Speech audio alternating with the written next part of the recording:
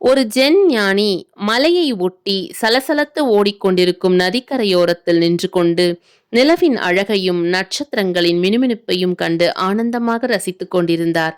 அந்த நதிக்கரையோரத்தில் துன்பங்களை மட்டுமே கண்டு நொந்து போன ஒருவர் குடிசையில் அடைந்து கொண்டு, வாழ்க்கை துக்ககரமானது, வாழ்க்கை துக்ககரமானது என்று புலம்பிக் கொண்டிருந்தார்.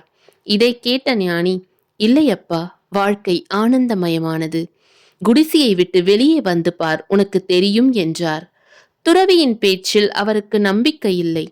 முதலில் கதவை திறந்து வை, காற்று உள்ளே வரட்டும், உன்னை தேடி வரும் தென்றல் உன்னை வெளியே கொண்டு வரும் என்று சொன்னார் ஞானி.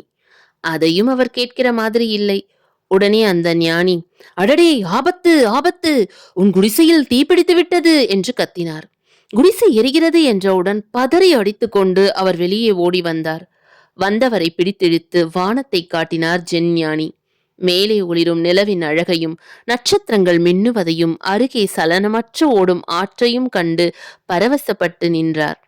அதற்கு அந்த ஜென் ஞானி பயன்படுத்திய டெக்னிக் தான் ஆபத்து, குடிசை தீப்பற்றி எரிகிறது என்று கத்தியது. அதையும் கூட ரசவாதம் என்று நான் அழைக்கிறேன். ரசவாதத்தின் மூலம் பல விந்தைகளை செய்யலாம். ஒரு மனிதர் ஞானியாக மாற வேண்டுமானால் அவருக்குள் ஆனந்தத்தின் ரசவாதம் நடக்க வேண்டும். அதற்கான வழிமுறைகள் என்ன என்பதை சொல்லத்தான் இந்த தொடர்.